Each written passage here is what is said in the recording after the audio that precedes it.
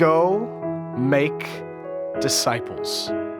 You realize that's the parting command by Jesus Christ to his apostles right before they're about to turn the world upside down. And yet for thousands of years, all over the planet, Christians and churches have struggled to figure out how in the world to put that command into practice. Why aren't we better at this? That's a question that has plagued my soul for years. So what is a disciple, and what does it mean to even make disciples? And if I actually figure that out, how in the world do I find time with my life to actually go and pull this off? I'm convinced it's not as complicated as we've made it out to be, but one thing is for sure. If you want to make disciples, you're going to have to be a disciple. And disciples are people who follow Jesus. They love God passionately, radically, holistically, and they love people with all of their lives. So let me break it down a little further.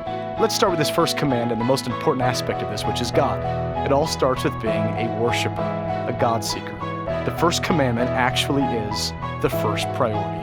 Love the Lord your God. And it starts with a radical love for him where we seek him and we live out a lifestyle of worship. That's not just Sundays or the weekends, that's all week long. Let's make this the yellow arrow. But a true disciple doesn't stop here. Once we've connected with God, we can't help to get his heart. And God loves people.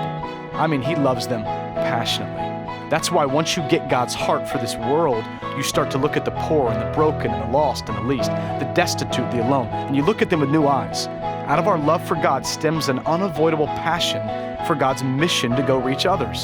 Disciples reach out to love and to serve, to touch the untouched, to reach the unreached, to minister to those that are broken and oppressed. But we can't stop there either, because once you've connected with God and once you've gotten on mission, you can't help but begin to live in community. It's really wild. People all over the world try to find community somewhere, but community isn't something you find by looking for it. It's the result of looking for God and experiencing mission with other people. Just like soldiers down in the trenches, when you've been living like this, you can't help but to draw close to other people. That's what the church is, and that's what disciples are. They're people that are not just talking about it, but they're living it. They're living in the green. Worship, mission, and community. Now, why don't you go be a disciple, and why don't you go make disciples?